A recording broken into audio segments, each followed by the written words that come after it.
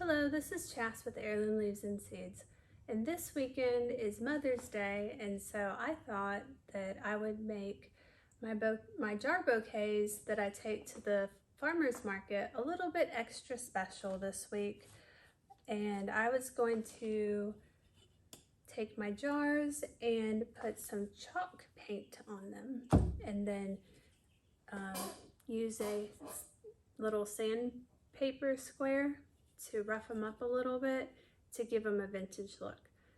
Okay, well, first thing is to use some alcohol to just go over them quick. And this is just to get any fingerprints off. I ran these through the dishwasher, so they are nice and clean. And this just helps that the paint adheres and sticks good. And so I'm gonna go through and clean all of these off. Try not to touch the outsides, it's kind of hard.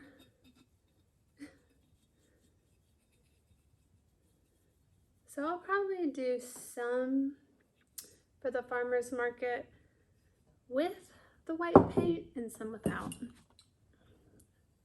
Some of these are older. We had an old tobacco barn on the property when we bought it, and whoever owned the property previously must have loved to can, because we have so many canning jars.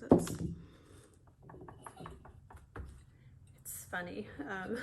I don't even know. I would say we probably acquired over 100 plus canning jars over the course of many years. We would even find them. It was an old tobacco barn, and it actually fell. And even after it fell, I was still, actually all of these I found after the barn fell, and they were still in perfect shape. I mean, some of them have a little bit of discoloration, but not that much. None of these are old. I would never ever paint a really old canning jar, but these are fairly newer, so I don't feel bad about painting them.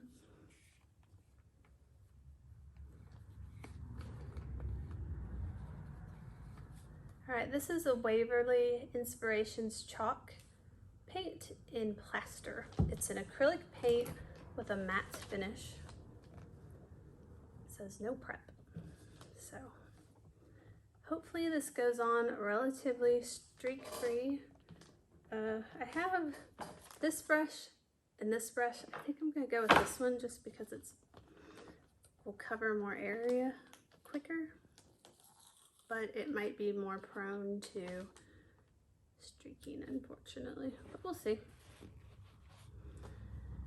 Okay, just gonna pour a little bit of this in.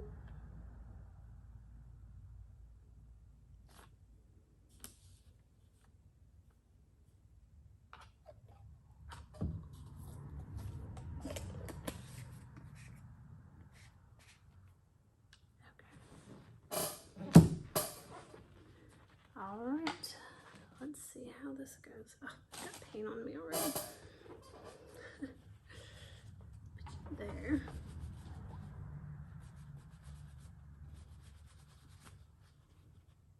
Okay. Alright,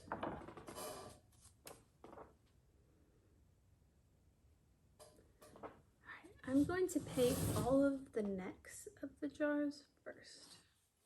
That way, because you'll eventually have to stick your hand down inside the jar to hold it to paint the rest of the jar.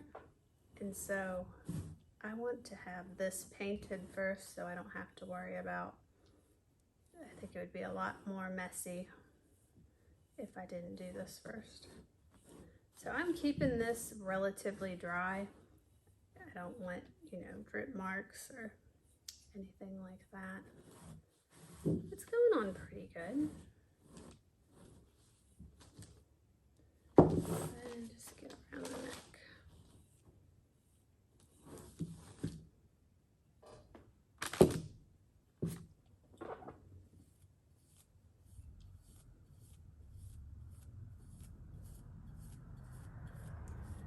a good project for today. It's been raining a lot here, which we actually needed it because the ground was like rock hard for a while. I felt so bad. It's like I would, even if I watered the plants, which they weren't suffering at all, but if I would even water the plants, it was like the ground was hard just the same day. It just seemed to soak it up so fast.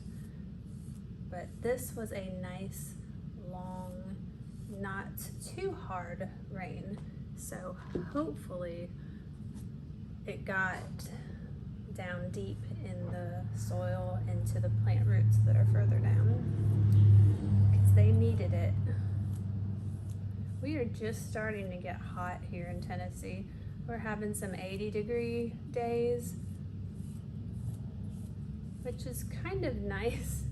We did have an actual spring this year. Usually it goes from cold to 90, it seems like, so I'm not complaining. I'm from Ohio originally, and Tennessee just doesn't quite seem to have the seasons like Ohio does, and I always miss that, but I like the warmer winters in Tennessee, so. Okay. I think this is gonna work just fine, so I'm gonna go ahead and do all of these guys.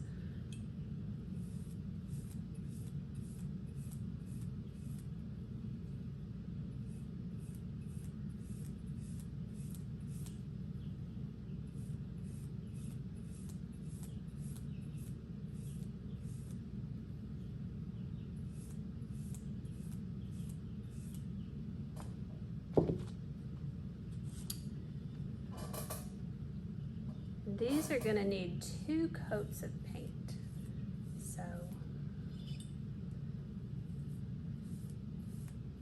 probably, I haven't read the directions yet, but I'm guessing it's gonna probably need a couple hours to dry in between.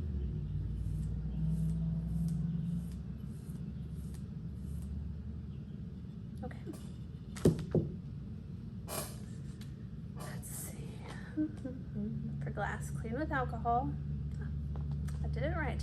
Clean all other surfaces with 1 to 2 coats. Wait 2 hours between coats if desired.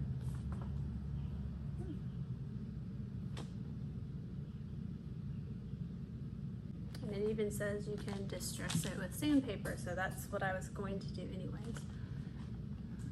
All right, I'm being a little bit impatient because I'm ready to paint. These.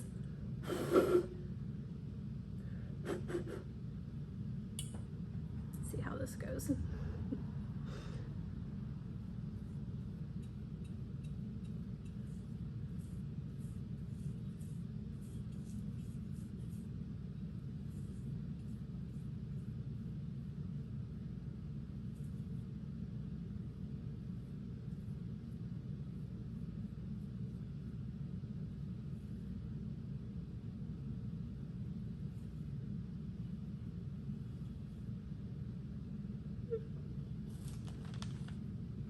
Looks pretty good.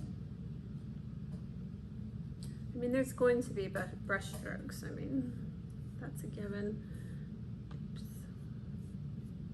Are you guys messy painters? I try really hard not to be.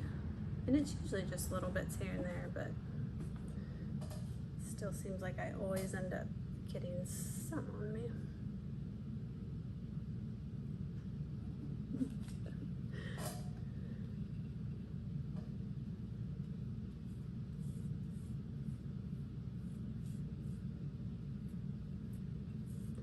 And I'm going to mostly focus on the front. I want that to be nice and straight brush strokes.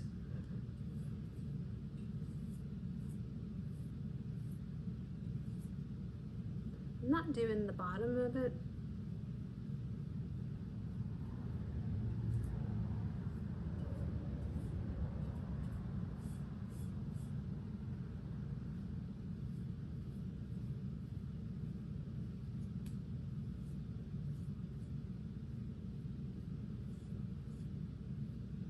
And these are gonna get 2 coats of paint anyway, so I guess it doesn't have to be absolutely perfect here.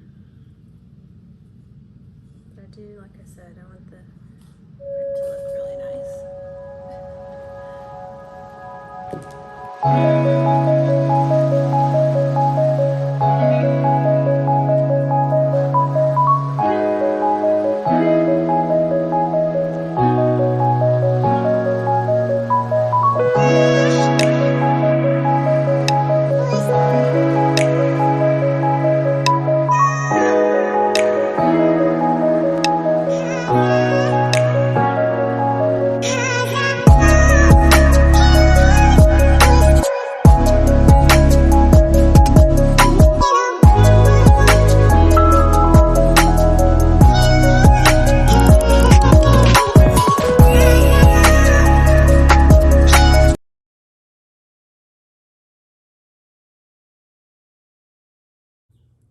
All right, well, here is the last one, and we will pick this up tomorrow morning. Okay, it's been about 2 hours, and they are nice and dry, so I'm gonna give them their second coat. And I'm gonna do the exact same thing as I did earlier. Just go ahead and get the necks first, and then go ahead and do the rest.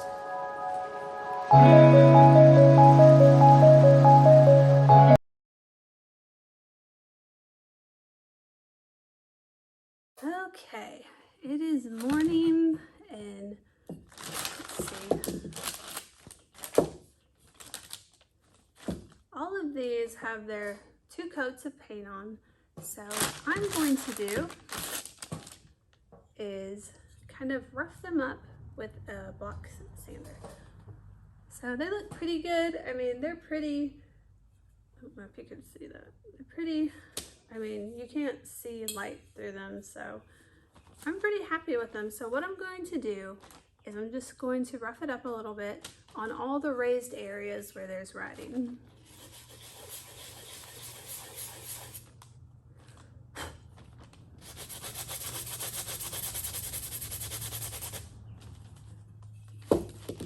I heard a block sander is best because if you use a piece of paper, it can kind of form to the shape of the jar, and you might sand an area that you don't really want to sand.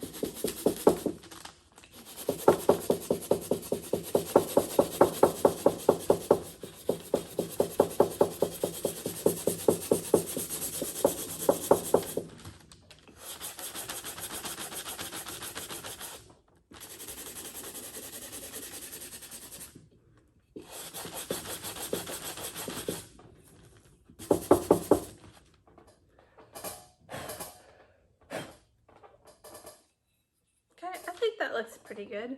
I don't think it needs to be super sanded, and I'm gonna experiment on this one. Sometimes I'd see somebody kind of rough up the side. I don't know.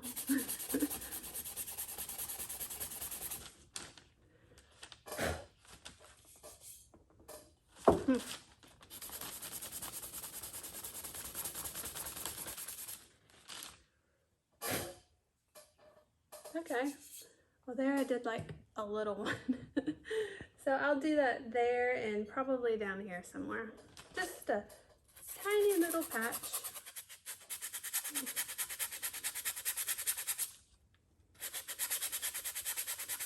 Might be better to use the edge.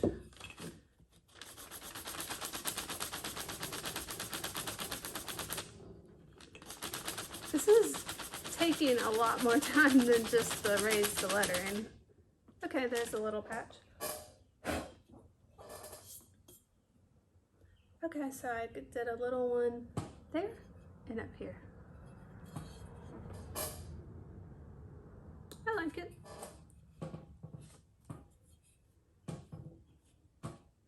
I have jars everywhere. This cur jar, actually, that's the only raised area on it. So there's that one. Now this is a ball, and it has some here on the back and the sides, so This has a lot more raised areas to sand. I am going to go outside and do the rest of these. It's not too dusty, but it is a little bit, so I'm gonna go outside, and it's, you know, the same process, so I'll show you when I'm all finished. Hello, these have had all day to dry, and they are nice and dry, and they are ready to get some ribbon and tags on, and I'm going to get them ready for the farmer's market this Saturday. So what I'm gonna do here is I was going to kind of experiment. I don't know if that would probably be better, give it a more finished look. And then I have some lace ribbon, some twine, and I've got just some satin ribbon also. And I'm just going to try to make them all similar, but a little different. Also, yesterday I put a coating of this matte Mod Podge on, and this is just so no chalky finish would get on hands or anything like that. All right, I'm just gonna kind of see how this looks. Now, I worked at a greenhouse and gift shop many years ago, and one thing that they were a stickler for was to make sure that you have specific ribbon cutting scissors. This makes everything go so much smoother when you don't want to have a dull pair of scissors, because ribbon, it's hard to get a clean cut like that if they're a little bit dull. So it's always great to have a pair of scissors that are specifically for ribbon. They don't have to be anything fancy, but it's just nice to have a pair of scissors that are just for ribbon so they stay nice and sharp and have a nice clean edge. Okay. Oh.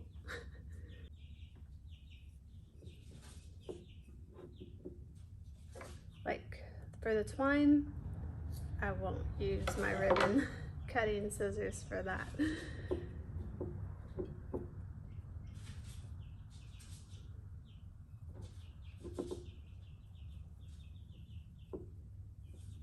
Try doing this, then this.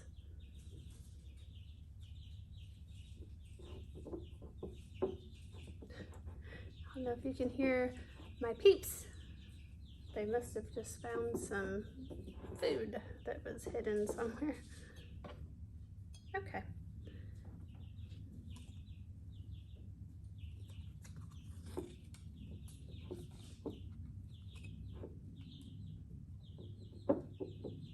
Okay, I still don't like this.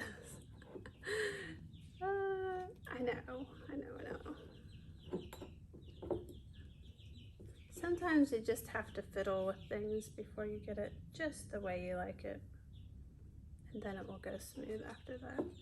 I think the ribbon and the twine needs to kind of be tied together. It's kind of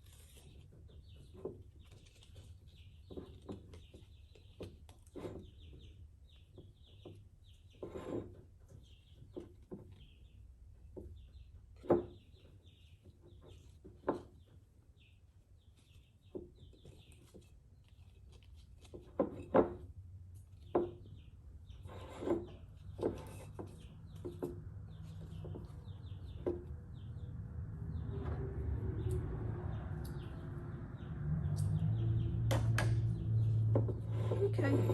Here's one. think I like that. Sometimes with the jars, you don't want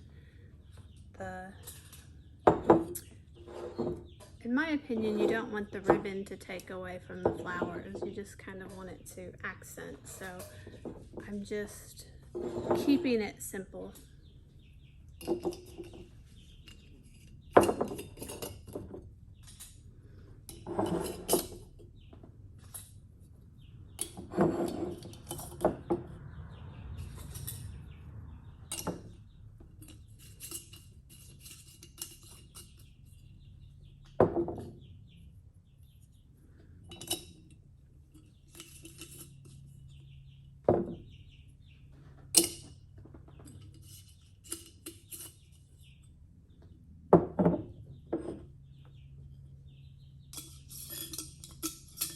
Uh-oh.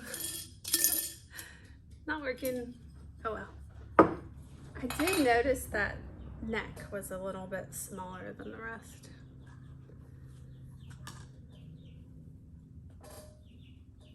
I might do just 4 like that and then maybe change it up a little bit.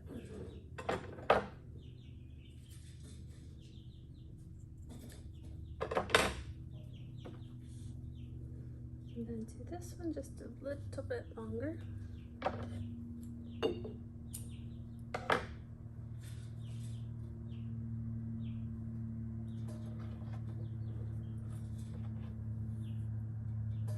don't think that works. Not with this.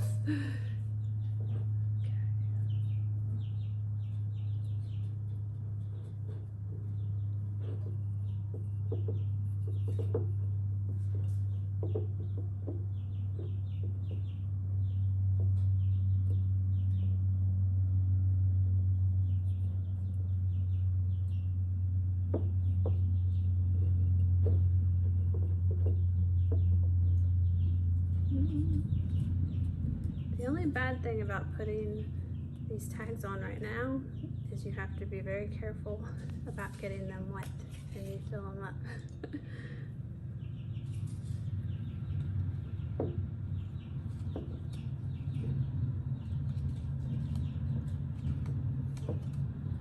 You guys can hear that. Our neighbor is cutting his field.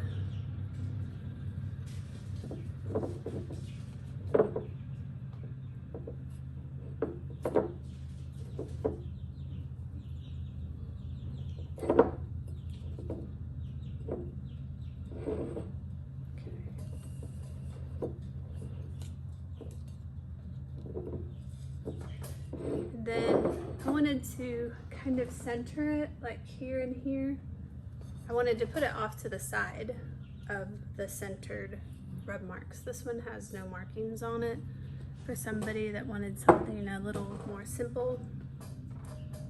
Let's see. Let's do one of these.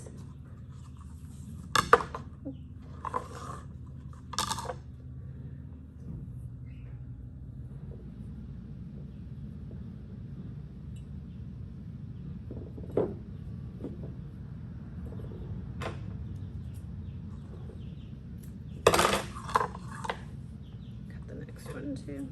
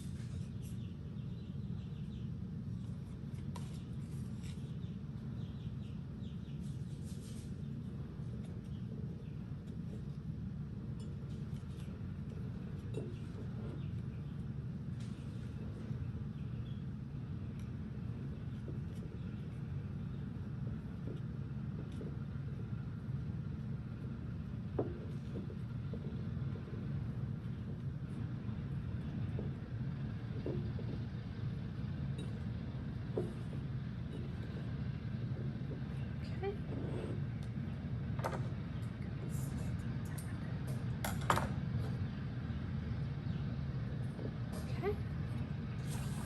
So I have a cur, a plane, a ball, jar, and let's see. Most of them are the ball type. Let's do another ball.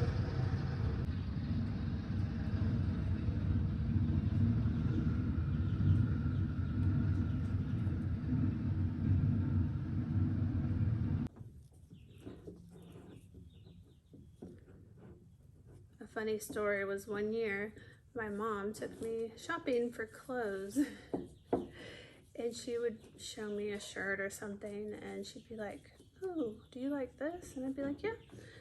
And she's like, "Okay, pick one out." And at the end of the day, all my clothes were blue. And she's like, "Don't you want a different color?" And I was like, "No." I think I may have switched one out, but all the rest were blue. Oh look, I still do it to this day.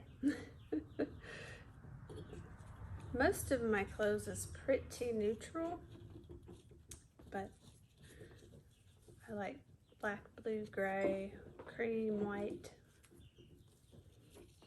Sometimes I do throw a soft pink in there, but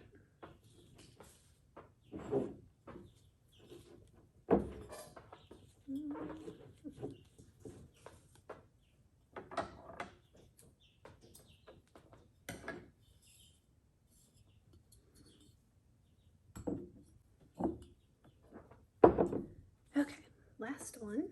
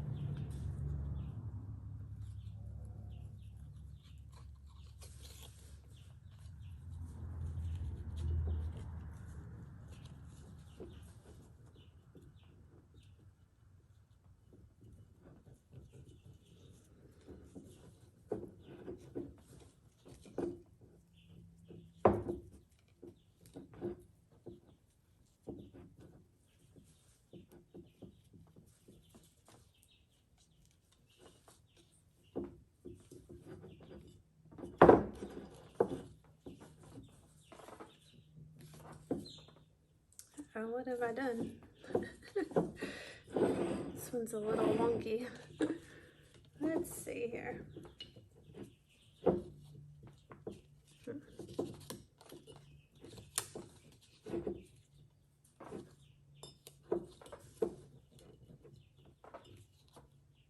There, that's better.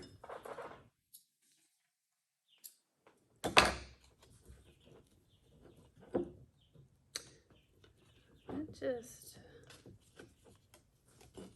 there. Okay, that was the last one, guys. All right, well, thank you for watching, and I hope everybody has a great Mother's Day. See you later. Bye.